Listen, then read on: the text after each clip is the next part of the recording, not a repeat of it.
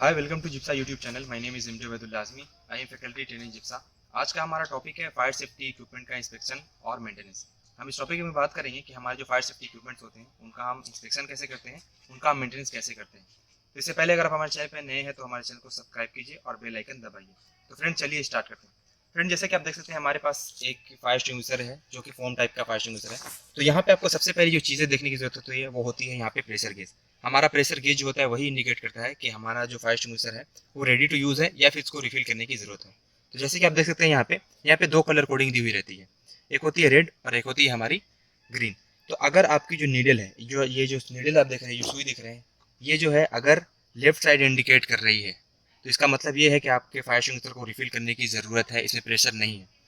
यही सुई जो है अगर आपकी सेंटर में इंडिकेट कर रही है और वो ग्रीन में इंडिकेट कर रही है तो इसका मतलब ये है कि आपको आपका जो फायर एक्सटिंग्विशर है वो रेडी टू यूज़ है, इसमें प्रेशर उपयुक्त मात्रा में भरा हुआ है, आप आसानी से इसका यूज़ कर सकते हो। दूसरी चीज़ आपको देखनी है कि यहाँ पे जो आपकी नोजल्स है वो ब्लॉक नहीं होनी चाहिए, क्योंकि आपके पास अगर प्रेशर भी रहेगा और आपकी नोजल जो है वो ब्लॉक है तो आप फायर एक्सटिंग्विशर का उपयोग नहीं कर पाओगे। दूसरा जो फायर एक्सटिंग्विशर है वो है हमारे पास डीसीपी का। तो यहाँ पे आप देख सकते हो, जैसा कि मैंने आपको बताया था कि जो नीडल्स है वो अगर सेंटर में इंडिकेट कर रही है, इसका मतलब ये है कि आपका जो फायर एक्सटिंग्विशर है उसमें प्रेशर भरा हुआ है। तो आप देख सकते हैं यहाँ पे कि इसका जो प्रेशर है वो भरा हुआ है, ग्रीन में इंडिकेट कर रहा है। लेकिन जैसे अगर हम इसका यूज़ करते हैं, जैसे ही हमने यहाँ पे स्क्वीज किया हैंडल को, तो यहाँ से कोई भी एजेंट बाहर नहीं निकल रहा है। इसका मतलब क्या है कि ये जो फायर एक्सटिंग्विशर है इसकी जो नोजल है वो ब्लॉक हो चुकी है, जिसके कारण यहाँ से हमने जैसे ही हैंडल को स्क्वीज किया तो यहाँ से कोई भी एजेंट बाहर नहीं आया। तो ये चीज़ें आपको देखने की ज़रूरत है। या तो आपकी नोजल जो है वो ब्लॉक हो सकती है, या फिर आपका जो फायर एक्सटिंग्विशर है उसमें कहीं पे लीकेज हो सकता है, या फिर जो आपका फायर एक्सटिंग्विशर है उसमें प्रेशर नहीं हो सकता। ओके, नेक्स्ट जो हमारा इक्विपमेंट है वो है हमारा ग्रिप डिसेंडर। ग्रिप डिसेंडर एक हमारा ऐसा इक्विपमेंट है जिसका यूज़ हम कहीं पे नीचे उतरने के लिए करते हैं या फिर कन्फाइंड स्पेस में नीचे उतरने के लिए करते हैं। तो इसका जो लॉक होता है जिसे हम कैराबिनर लॉक बोलते हैं, कैराबिनर लॉक जो है हमारा वो कहीं से कटा फटा नहीं होना चाहिए, क्योंकि अगर थोड़ा सा भी कटा रहेगा तो इसकी जो कैपेसिटी है ओवरऑल वो आधी हो जाएगी। फॉर एग्जाम्पल इसकी कैपेसिटी अगर 40 केन है यानी कि 4040 kg, तो इसकी जो कैपेसिटी होगी वो हाफ हो जाएगी, जस्ट इसके हाफ हो जाएगी। दूसरी चीज़ें जो है आपको यहाँ पे देखनी है, इंस्पेक्शन ये करना है कि इसके जो घाट होते हैं, जो रेगिया होती है, ये यहाँ पे जो है जो रोप है वो फिसलनी नहीं चाहिए, क्योंकि अगर रोप यहाँ पे फिसलती है, स्लिप करती है, तो आपके लिए नुकसान हो सकता है, आप ऊपर से फॉल कर सकते हो। नेक्स्ट का हमारा जो इक्विपमेंट है वो है हमारा इलेक्ट्रिकल हैंड ग्लव।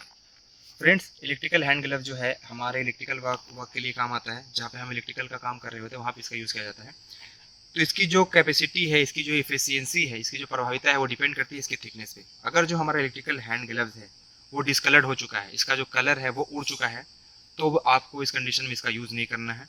दूसरा कि इसकी जो थिकनेस है, जो मोटाई है, अगर उसमें कोई कमी आई है तो उस कंडीशन में भी आपको इस हैंड ग्लव्स का यूज़ नहीं करना है, नहीं तो फिर आपको शॉक लग सकता है, आप इंजर्ड हो सकते हो।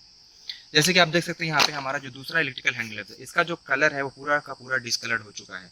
इसका मतलब ये है, हमें पहचान जाना है कि अब ये हमारे कोई काम का नहीं है। और यहाँ पे आप देख सकते हैं ये कटा फटा भी है। तो इस कंडीशन में कभी भी आपको इलेक्ट्रिकल हैंड ग्लव्स का यूज़ नहीं करना है, इसे स्क्रैप में फेंक देना है।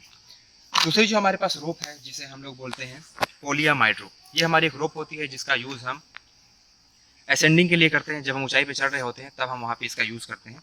इसमें जो दिख रही है आपको लाइफ लाइन है, इसे हम लाइफ लाइन बोलते हैं। अगर इसमें थोड़ी सी भी दरार आई हुई है या फिर कहीं पे कटी फटी है तो इस कंडीशन में इसका यूज़ आपको नहीं करना है, क्योंकि इसकी भी कैपेसिटी आधा हो जाती है। अगर बात करें हमारे जो पोलियामाइड रोप होती है, जो लाइफ लाइन हम यूज़ करते हैं, उसकी कैपेसिटी होती है 23 केन यानी 2323 kg। तो अगर इसमें थोड़ी सी भी इसकी जो लाइफ लाइन है इसमें क्रैक आ गई, ये जो लाइफ लाइन आपको दिख रही है इसमें क्रैक आ गई, तो इसकी जो कैपेसिटी होती है वो हाफ हो जाती है। तो इस कंडीशन में भी आपको इसका यूज़ नहीं करना है। तो फ्रेंड्स, ये थे हमारे कुछ इक्विपमेंट जिसका हमें रिपेयरिंग, जिसका हमें मेंटेनेंस कैसे करना है, जिसका हमें इंस्पेक्शन कैसे करना है।